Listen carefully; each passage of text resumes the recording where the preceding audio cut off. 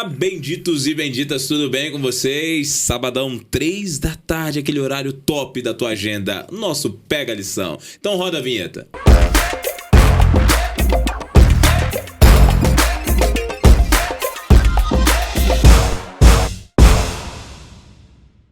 Que bom que você está aqui com a gente mais um sábado, o terceiro dessa lição extraordinária, que é a lição do verbo, que tem sido uma lição que tem falado aos nossos corações, e eu estou fazendo propaganda para você todo sábado, porque eu quero muito que você tenha a lição e que você estude, que você seja abençoado esse ano aprendendo de Jesus com essa lição que está sendo extraordinária. Então, amigo, o Matheus já colocou aqui na tela o aplicativo 7M para você baixar, e não importa se é iOS, se é Android, qual é o teu celular, você consegue ter o aplicativo para você ter a lição. Ah, se você que nem eu que gosta de ter uma lição em papel, não tem problema, você pode encomendar na casa publicadora, você pode comprar nos céus aqui da associação.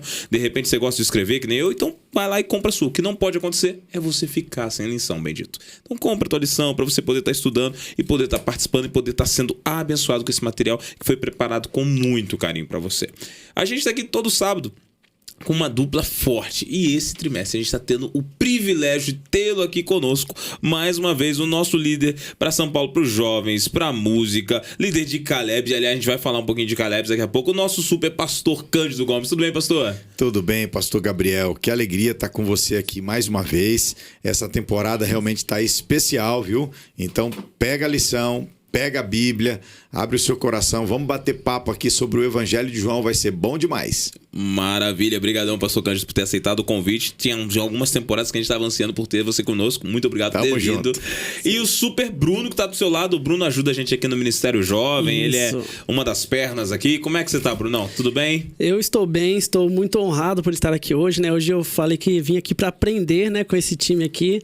Então, realmente, o Ministério Jovem é um ministério que eu amo de paixão, gosto, faço, e essa lição desse trimestre está simplesmente fabulosa. Então, assim, tem muitos pontos, muitos ensinamentos que a gente pode tirar hoje. Maravilha, então, meninos, que bom que vocês estão aqui com a gente. Antes da gente começar a lição, pastor Cândido, esse ano teve uma missão Caleb extraordinária, não teve? Com certeza, foi a maior missão Caleb aqui da história do estado de São Paulo. Nós tivemos 31.746 Calebs. Uau! Uma marca histórica, e a gente sabe, a missão Caleb é uma estratégia evangelística que envolve toda a igreja, mas é liderada e protagonizada pelos jovens. Então, pastor Gabriel, esse ano foi muito bom, mas ano que vem vai ser melhor ainda. Quero encorajar você a participar da Missão Caleb, mês de julho, força total. Você, os jovens da sua igreja, deixando uma marca na história.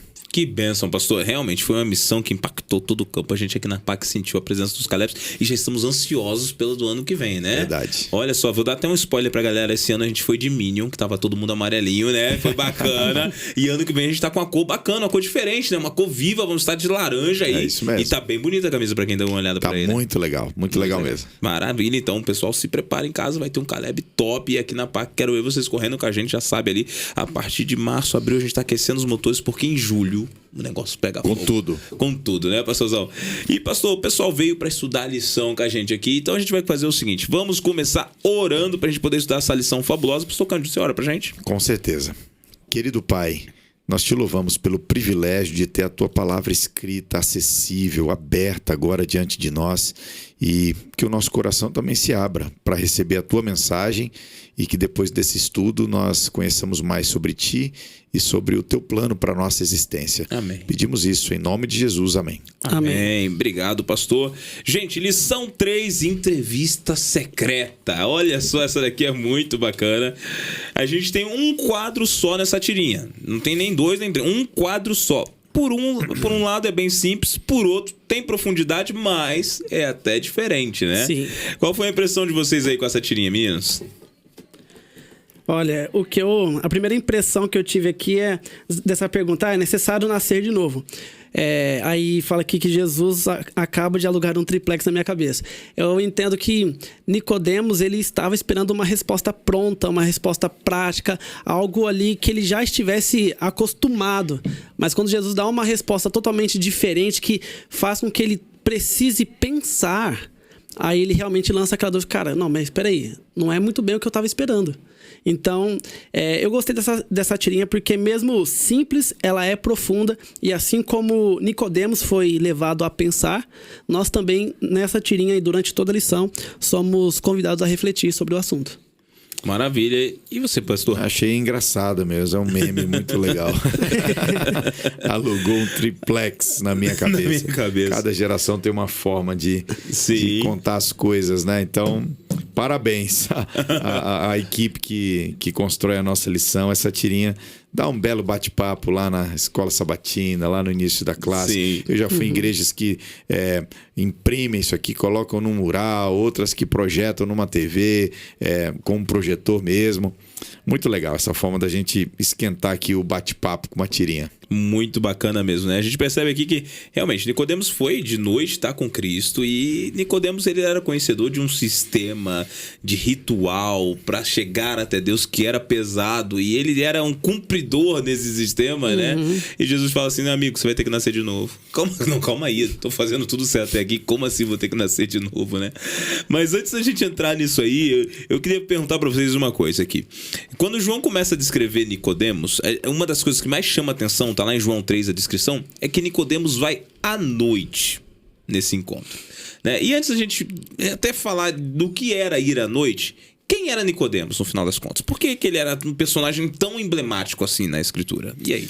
Um líder religioso, alguém que conhecia profundamente a Torá, alguém que conhecia profundamente os ritos da religião judaica, membro do Sinédrio, alguém conhecido, reconhecido na sua comunidade, tinha um papel de, como eu disse, de liderança, né? Então, ele tinha muitas credenciais. A história do Nicodemos, ela me lembra uma historinha que eu vi um dia, que um pastor estava pregando na igreja, e aí, para incentivar a interação ali do seu público, ele diz assim: agora você vira para a pessoa que está do lado e diz assim: Jesus pode salvar você. E aí as pessoas começaram a falar, e tinha um garotinho de uns 6, 7 anos de idade sentado lá. Ele virou para a pessoa que estava do lado, era um senhor de uma certa idade, ele não conhecia, mas querendo participar da brincadeira, ele falou: Jesus pode salvar você. Mas o homem não gostou. Ele falou: que história é essa, menino? Você sabe quem eu sou? O menino fez que não. Ele disse: eu sou ancião, ordenado, pioneiro, fundador dessa igreja. Que história é essa, rapaz? O garoto era pequeno, não entendeu nada dessa carteirada gospel aí que o homem deu.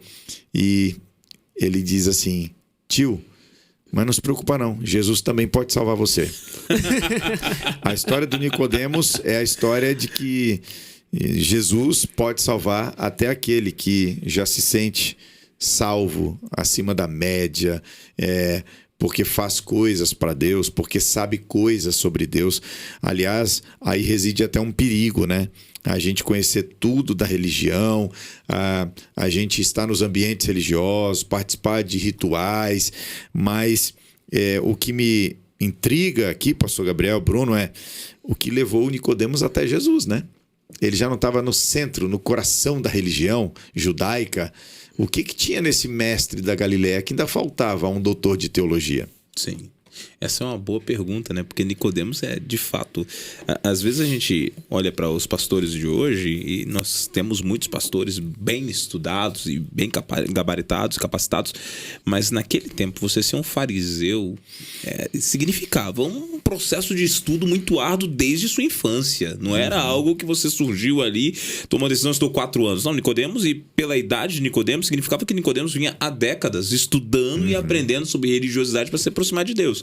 Mas ele viu algo em Cristo que chamou muito a atenção dele. Ele falou: cara, de tudo que eu tenho ouvido, de tudo que eu estudei, parece ser que esse Cristo é diferente. E isso o levou a buscar ter uma audiência com Cristo, e uma audiência em segredo. À meia-noite. À meia-noite. Isso é curioso, Bruno. Por que à noite? Porque como ele era uma espécie de referência, né, na sua época ali, uma autoridade, então ele era um mestre, ele era aquele que ensinava. Ele ir até um homem que estava buscar ensinamento em outro homem, que as pessoas ainda tinham uma certa desconfiança, para ele e para as pessoas assim era de certa forma até vergonhoso. Assim, mas peraí, o que ele está fazendo? Não. Então, até pelo seu status e pela sua posição social, ele preferiu ter esse encontro à noite, porque no seu coração permeava algumas dúvidas, algumas curiosidades que ele precisava sanar.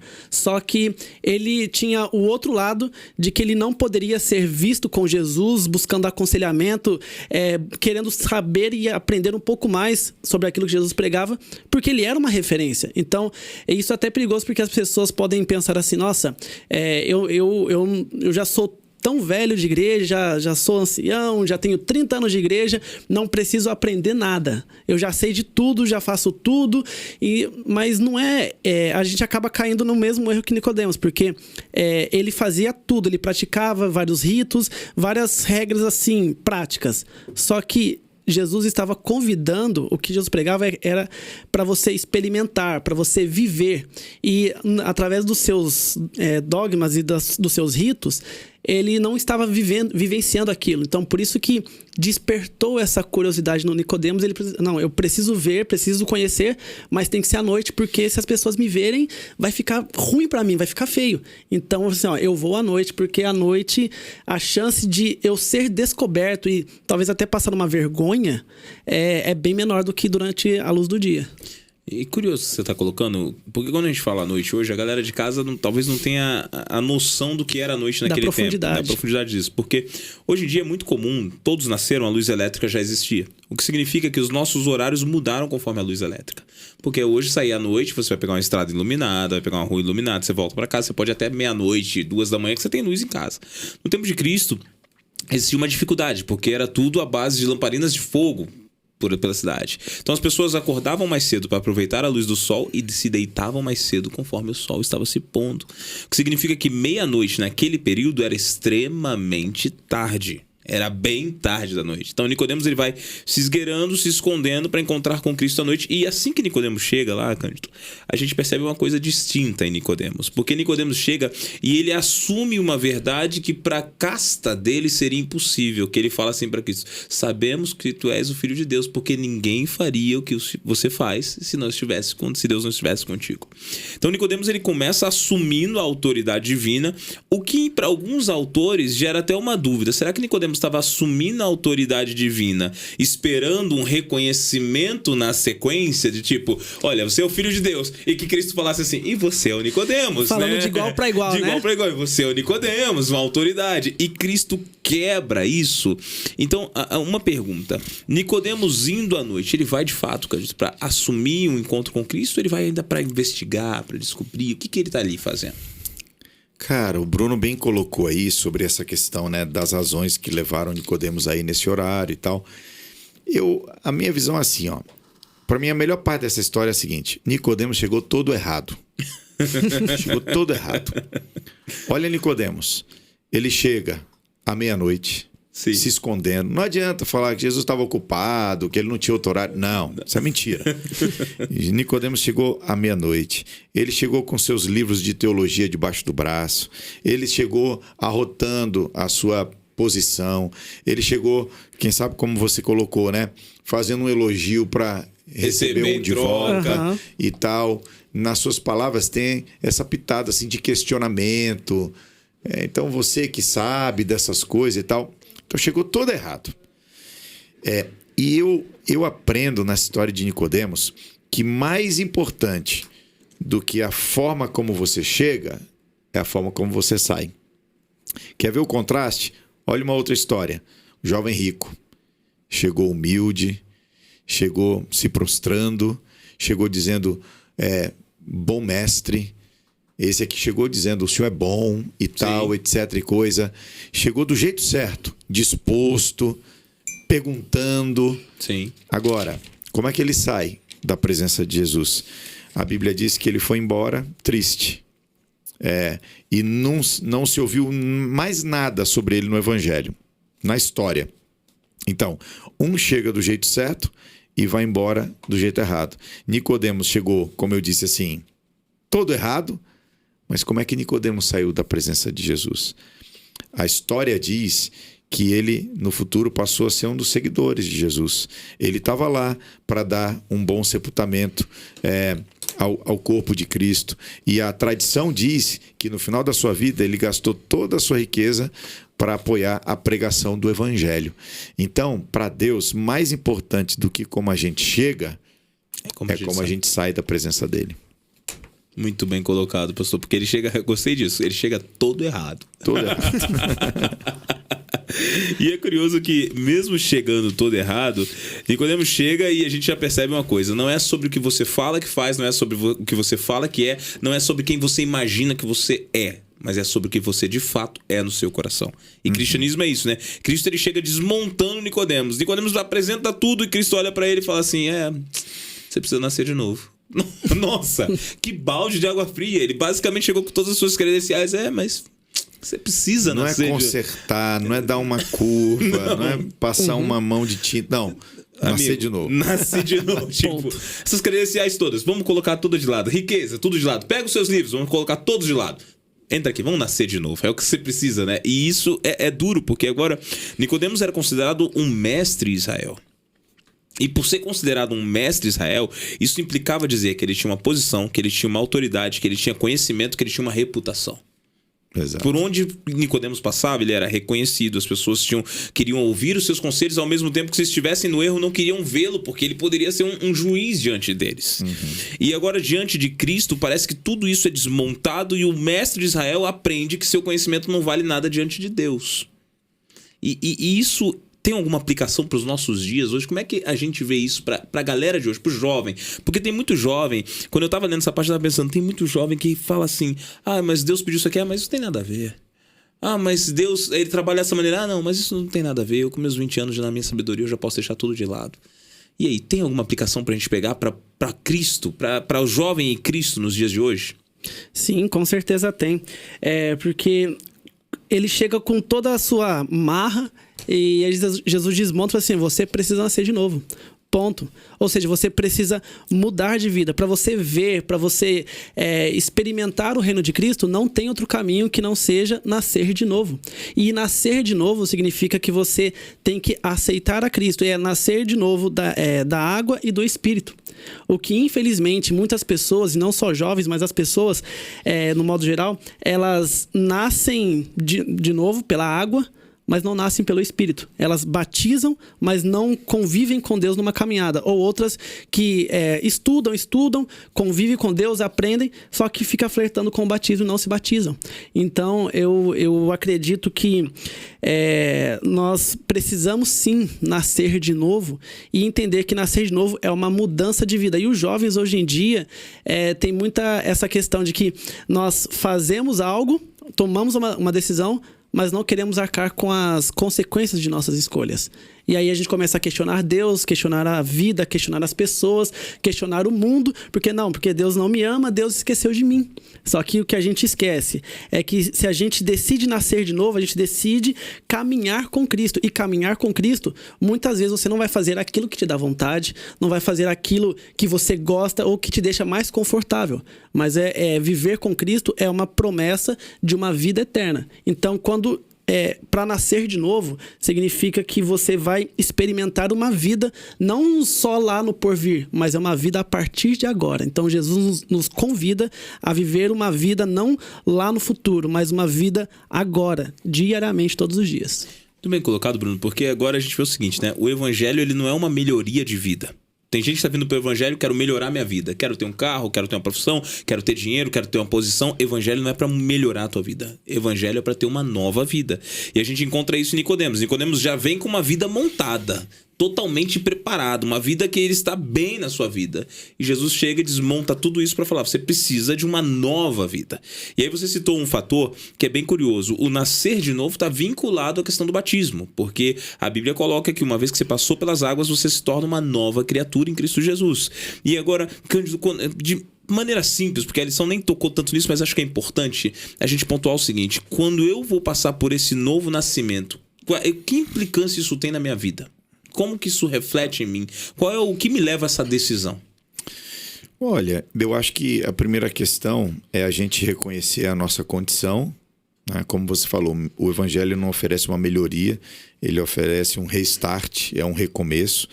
Eu acho que a figura do renascimento, ela, inevitavelmente, ela nos apresenta a imagem de uma criança, de um bebê. Então, um bebê que nada sabe, um bebê que precisa de ajuda para tudo. Então, essa é uma imagem de dependência. Então, a dependência completa de Deus, desconfiança nas minhas habilidades ou nos meus conhecimentos, é confiar na soberania, sabedoria, providência desse Deus, o que ele nos oferece. Essa é uma imagem que desafia, né, o ser humano moderno, né, que entende que sua virtude está em saber, em poder, na sua rede de contatos, no que está ao seu alcance, no desfrute de prazeres, de sensações e tal. Então, Jesus, ele usa muitas vezes nos seus ensinamentos essa imagem da criança, né? E aqui, para mim, é uma das principais, quando ele diz nascer de novo. Nascer de novo. É uma outra vida que você precisa ter gerada a partir de mim. Que bacana. E Cristo, ele vem... E a gente percebe uma coisa. O incentivo de Cristo à nova vida é porque ele veio com um objetivo muito claro. A gente conhece muito bem João capítulo 3, versículo 16, e nem é o dia do nosso hipertexto, mas eu queria que a galera de casa lesse com a gente João 3, versículo 17. Porque o 16 é muito conhecido. Porque Deus amou o mundo de tal maneira que deu seu Filho unigênito para que todo que nele crê não pereça, mas tenha a vida eterna.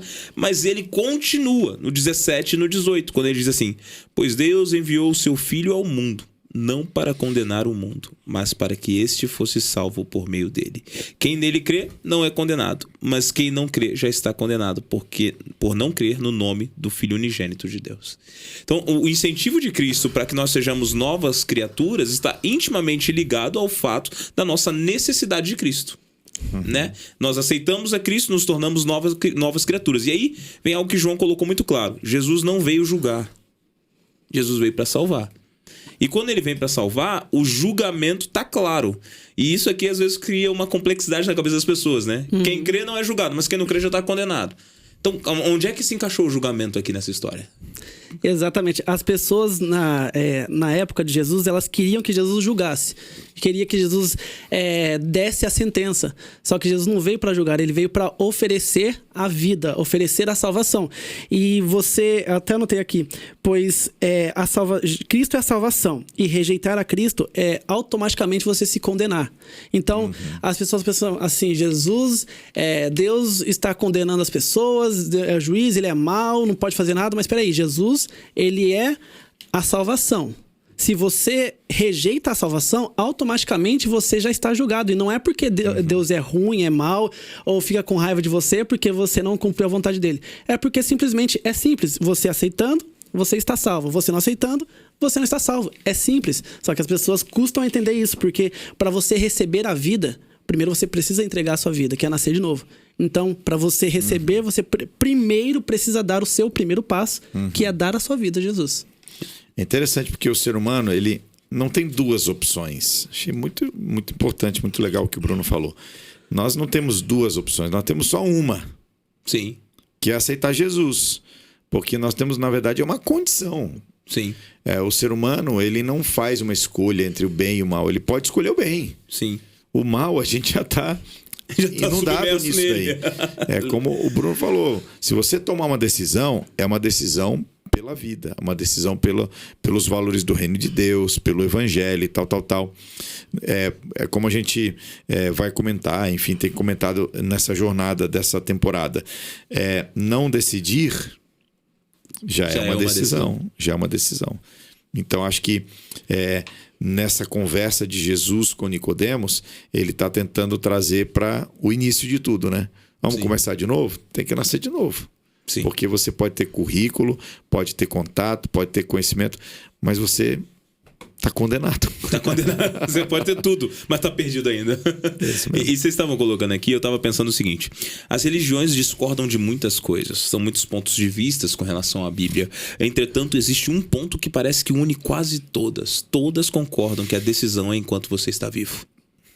É incrível como parece ser que o julgamento está ligado à nossa vida. Por quê? Você esperar chegar no final para você decidir é um erro, porque é enquanto você está vivo que você decide. E como que você demonstra isso? Não é da boca para fora, é num coração entregue, contrito, deixando Deus entrar em você, Cristo habitar em você, e você demonstra agora Cristo fluindo através de você.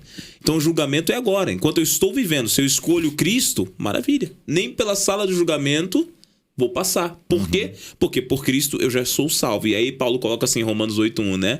Agora, pois, nenhuma condenação há para aqueles que estão em Cristo Jesus. Por outro lado, se você não tem Cristo, desculpa, amigo, você já nasceu condenado. Não tem o que fazer. Não é, durante a minha vida vai medir se eu sou bom ou se eu sou ruim. Não, calma aí. Eles têm uma certeza, nós somos ruins. Como você disse, Cândido, muito bem. Estamos submersos no mal. Outro dia eu estava dando um estudo bíblico para uma senhora. Uma senhora, devia ter uns 60 anos. Tava ela, a filha e a neta. Pequenininha, bebezinho. Não andava, não falava. A mãe deu um potinho com umas bolachinhas. A menina começou a comer. A mãe se apeteceu e falou assim, vou pegar uma. Pegou uma. A menina começou a berrar, chiar, espernear, como se tivesse sido surrada. Então, a menina não andava, não falava, mas já nasceu egoísta. Quem ensinou isso pra ela? Nasce com a gente, o mal nasce com a gente, por isso nós necessitamos ir na direção de Cristo. Então, o Evangelho tem essa origem em Cristo e com um objetivo claro, salvação. Cristo não veio para julgar, Cristo veio para salvar. A todo aquele que o aceitar. E agora a gente chega nesse momento da história que assim, como é que a gente resumiria isso? Porque João, ele é tão profundo que você pegar um capítulo ou 2 só já dá todo, né, todo um parâmetro muito grande. Mas, meninos, vocês separaram aí alguns textos, acho que do Encontro de Nicodemos nós temos alguns textos muito bacanas. Eu queria que vocês pontuassem renascer. O que a gente poderia pontuar para renascer, para o renascimento? E aí? Olha, pro renascimento, eu entendo que, primeiramente, é necessário, além da aceitação, a humildade. Humildade em reconhecer que você precisa de um Salvador. Para Nicodemos, isso foi muito importante também para nós, porque corre o risco de nós que sempre estamos na igreja, nos cultos, nas programações, acharmos que já sabemos de tudo, já assistimos vários cultos, então nada de novo vai fazer com que eu mude de ideia, mude de situação. Então, eu acredito que sobre renascimento, eu acho que humildade, para mim, foi uma palavra que me pegou muito, porque nós, infelizmente, não somos humildes muitas vezes quando se trata do evangelho. Quando tem um recém-converso e eu já tô aqui há 30 anos na fé. Não, mas espera aí, ele vai me ensinar? Não, eu já tô aqui há muito tempo. Então, eu acho que a humildade faz parte do cristianismo também. Em todas as esferas que ela se enquadra, a humildade, eu acredito que você ser humilde para aceitar que você precisa de um Salvador e entender que você precisa obedecê-lo, faz toda a diferença na nossa conversão. É verdade. Eu escolhi aqui, pastor Gabriel e Bruno, o texto que está em Salmo 51, verso 10. É um texto bem conhecido. Muito emblemático esse texto. O poeta Davi coloca as seguintes palavras: cria em mim, ó Deus, um coração puro e renova dentro de mim um espírito inabalável. Linkando isso aqui com renascimento, eu escrevi aqui coração. O Davi, ele toma emprestado uma expressão que vem do Gênesis, né? Quando ele diz cria em mim, ó Deus. Sim. Ele pega a mesma expressão bará lá no princípio criou Deus, né? É uma criação que só Deus consegue fazer. Sim. Ele então compara a criação que Deus faz na vida dele com a criação que Deus faz no começo. Deus, da desordem, do caos, do nada, Deus cria um mundo perfeito. Então é como se Davi olhasse para o coração dele e percebesse: eu não sou nada, minha vida é um caos, completa desordem, mas o Senhor não consegue fazer um mundo perfeito a partir do sem forma e vazio. Então, esse renascimento para mim tem a ver com uma reorganização, né? Que passa pelo coração humano. Sim, muito bem colocado. Porque agora, esse criar do nada, só Deus pode fazer, né? Esse barado do hebraico, só Deus pode fazer. E realmente Deus vai reorganizando a nossa vida, vai recolocando tudo no lugar.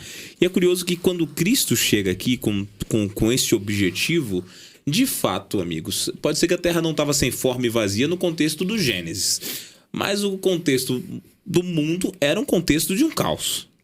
Estávamos longe de Deus, perdidos, transformamos a religiosidade numa forma de salvação, quando na verdade isso nada tem que ver com a salvação, e queríamos ali, os judeus no caso, os saduceus, os fariseus, todos os outros, queriam alcançar o seu objetivo de tal maneira que eles ficaram cegos para Cristo e cegos para a presença de Cristo.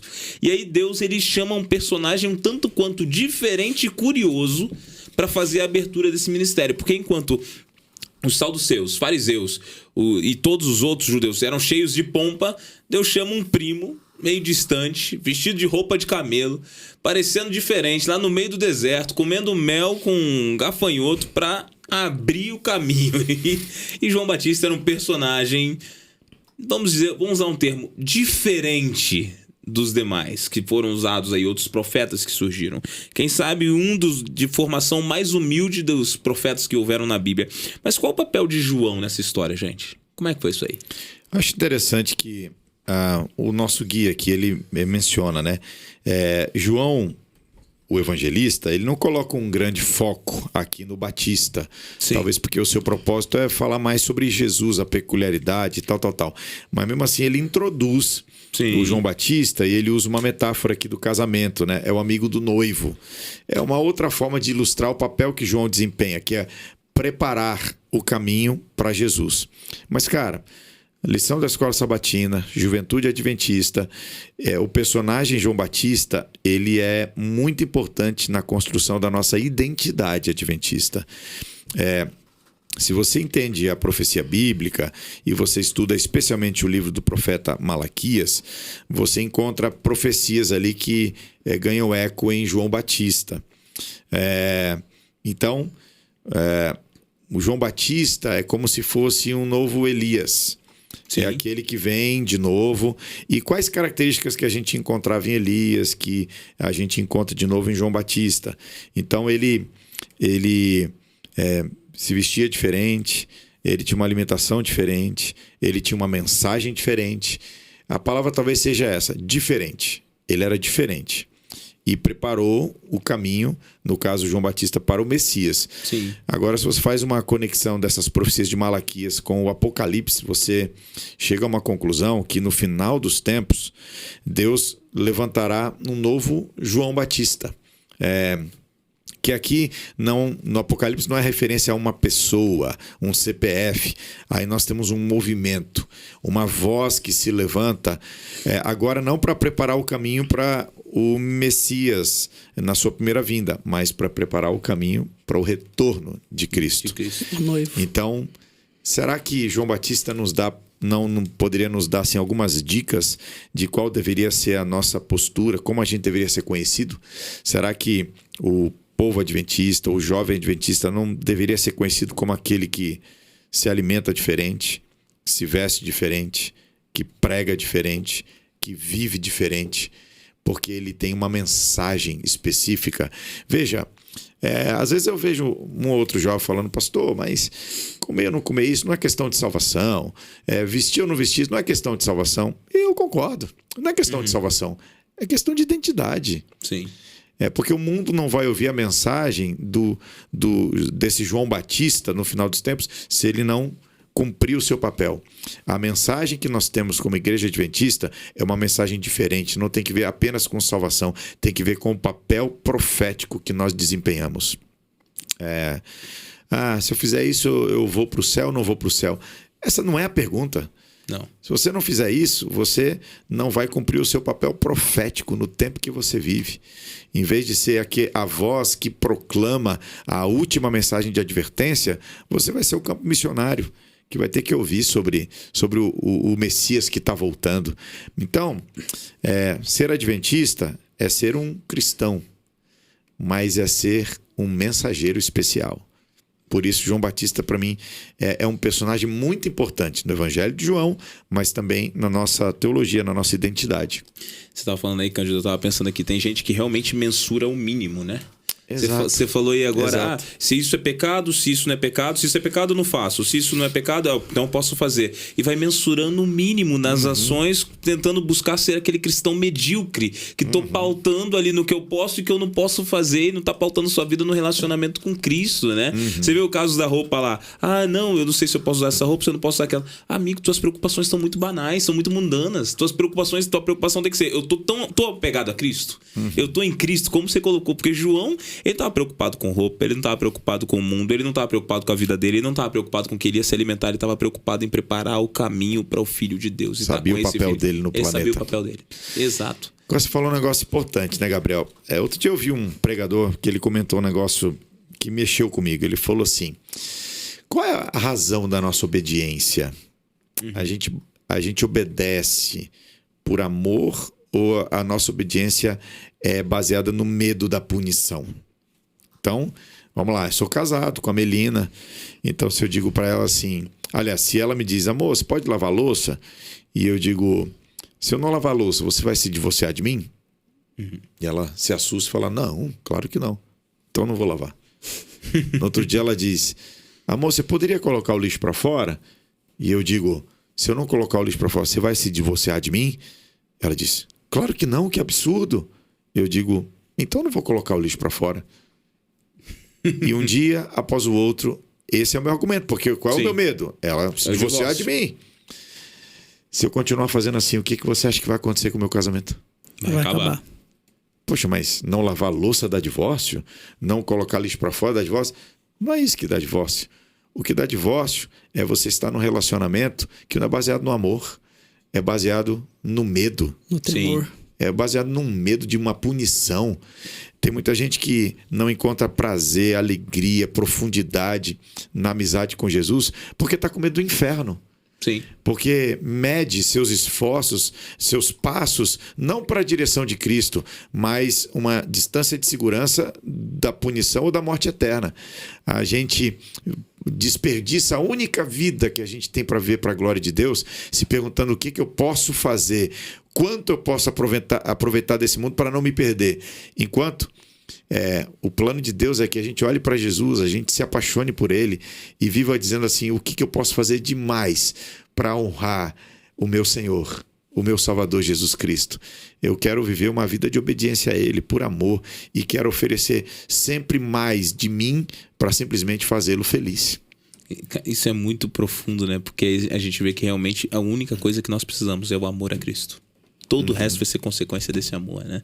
Tem gente, como você falou, gente lutando com seus pecados, lutando com sua vida. Para de lutar contigo mesmo. Luta para se apegar a Jesus. É isso. Se apegando a Cristo, o resto vai ser solucionado. E parece ser que João Batista, ele entendeu isso com muita claridade. E uma das frases sobre João que mais me impressiona é quando Jesus fala assim, de todos os nascidos de mulher... Ninguém foi o maior do que João Batista. Quer dizer, ele batalhou e alcançou a Cristo, não por glória. Porque ele mesmo disse, importa que ele cresça e que eu diminua. Exatamente. E a gente aqui teria assunto para uma noite ficar batendo papo aqui sobre como as pessoas têm usado a religião ou o evangelho para crescer ou se lançar, se projetar, ao invés de deixar que Cristo flua através de sua vida. E isso é pesado, né? Eu acho que esse é o centro do encontro de Jesus com Nicodemos, né? Jesus tentando reorganizar. O centro da conversa com Nicodemos é a apresentação do Evangelho. Sim. O novo nascimento, o Deus que amou o mundo de tal maneira a ponto de dar, não pereça, vida eterna. Ele será levantado. Aqui um prenúncio da cruz e tal. Sim. São todas as imagens para tentar colocar diante de Nicodemos e diante de nós também, o que importa no final das contas? Não são suas obras, não são suas credenciais, não é o que as pessoas pensam ao seu respeito, mas é se você me aceitou ou não, é se você está comigo ou não está. É o que eu penso ao seu respeito. Então, a salvação... Eu lembro da historinha do começo, né? Deus pode salvar você, até você que é da igreja, até você que é da Missão Caleb. Até você que é ancião, que é pastor. O triste, Gabriel, Bruno, é que é possível fazer todas essas coisas sem ter um relacionamento de amor com Jesus. Exatamente. Exatamente, muito bem colocado, pastor. E sabe, você está falando aí, eu estava pensando numa outra coisa que eu me lembrei aqui, que eu também vi em algum sermão. Um pastor que dizia assim, sabe qual é o meu maior medo? É chegar no dia do céu. Quando Cristo voltar e você olhar para mim e falar assim, você não me contou que Jesus estava voltando. A gente trabalhava junto, você não me falou. A gente jogava bola junto, você não me mostrou. Você era meu vizinho, você não me falou que Jesus estava voltando. Agora eu estou aqui e você está indo. Por quê? A responsabilidade do cristão é cumprir o papel de levar esse Cristo que foi levantado já, e João ele fazia isso com maestria ao testemunhar de Cristo, e eu fico triste hoje ao pensar que muitos cristãos não se envolvem com a pregação desse evangelho, com a vivência desse evangelho, e poucas pessoas estão sendo alcançadas porque nós não estamos vivendo mais como os apóstolos viveram, como João Batista viveu, né? A gente vê o derramamento do Espírito Santo na Bíblia. E a gente vê que aqueles homens estavam tão inseridos no contexto de pregar e viver o amor de Deus que os milagres começaram a acontecer. Por que a gente não vê mais isso hoje? Porque a gente mudou. Os discípulos mudaram, os apóstolos mudaram, não buscam mais, não se preparam mais, não se entregam como João se entregou, como os discípulos se entregaram.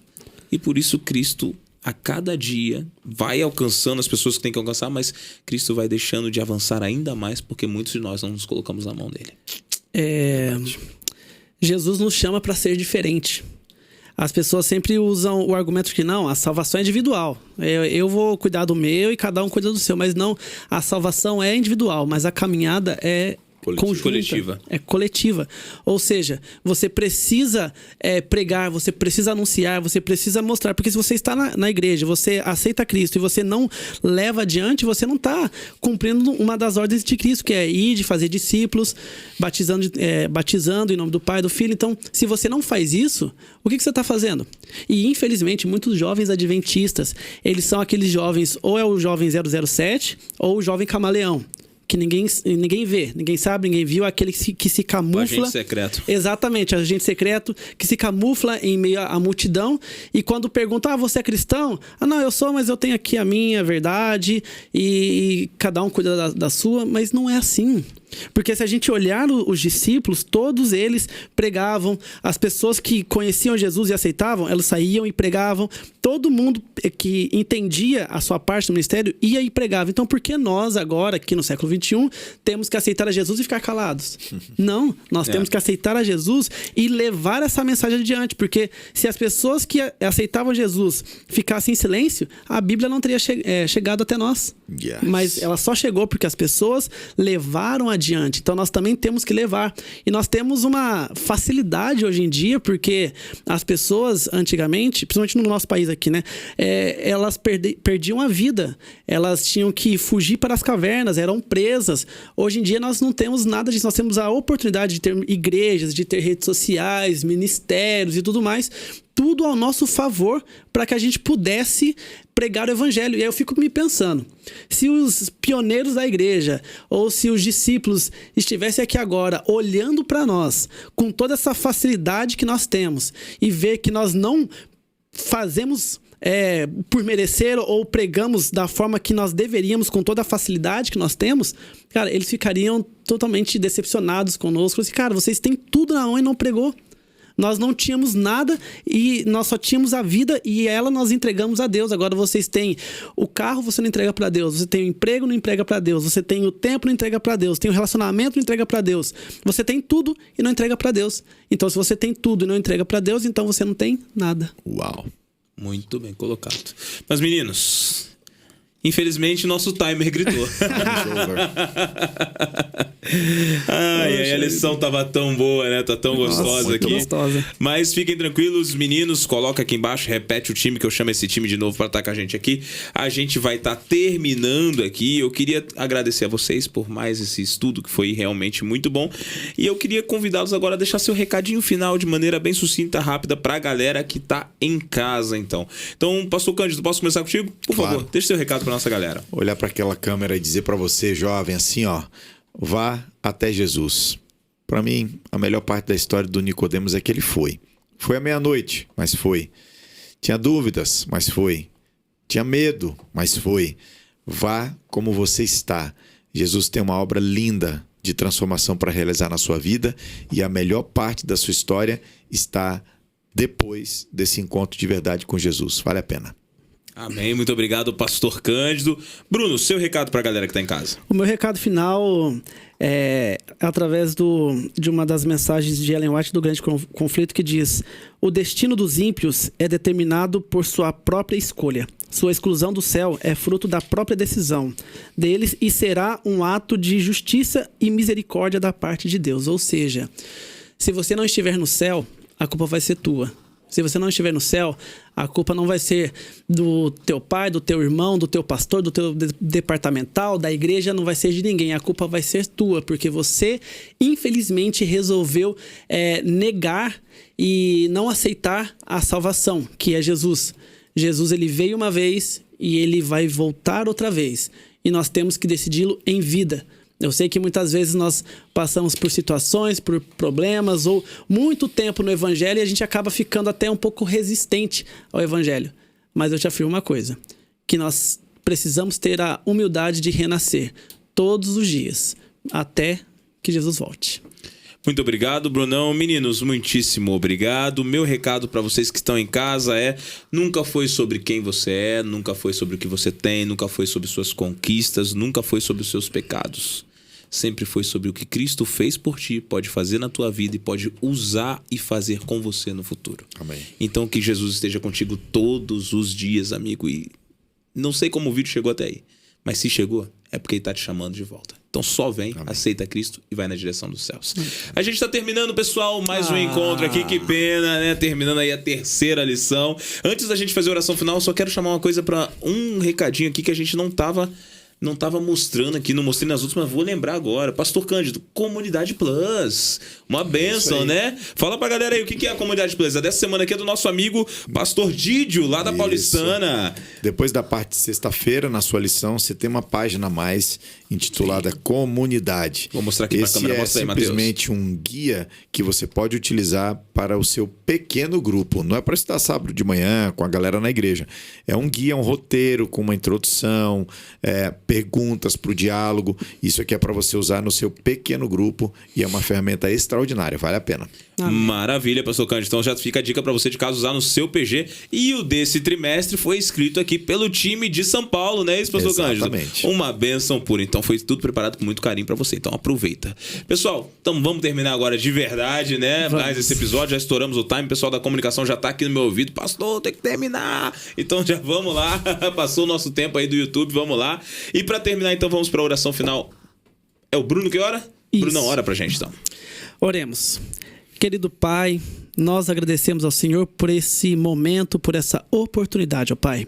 Nós vimos aqui vários pontos importantes que nós, como cristãos, devemos ter e fazer para que nós possamos ter um relacionamento melhor contigo, ó Pai. Que nós possamos entender que nós precisamos renascer da água e do Espírito.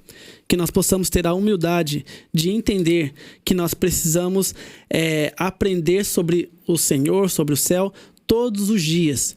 Que nós possamos ser uma ferramenta, um instrumento poderoso em Tuas mãos, para que nós possamos pregar o Evangelho e que muito em breve o Senhor possa voltar e nós possamos estar alegres pelo Seu breve retorno, ó Pai. Amém. Cuide de nós, cuide de cada jovem que está nos assistindo, nos ouvindo, que Sua graça se estenda sobre ele, que ele possa ser também um instrumento fortíssimo em Tuas mãos, ó Pai. Em Teu nome oramos. Amém. Amém. Amém. Meninos, muito obrigado. Você de casa, muito obrigado por ter ficado até aqui. Te vejo na semana que vem, às 3 da tarde, aqui no nosso Pega a Lição. Um abraço, valeu!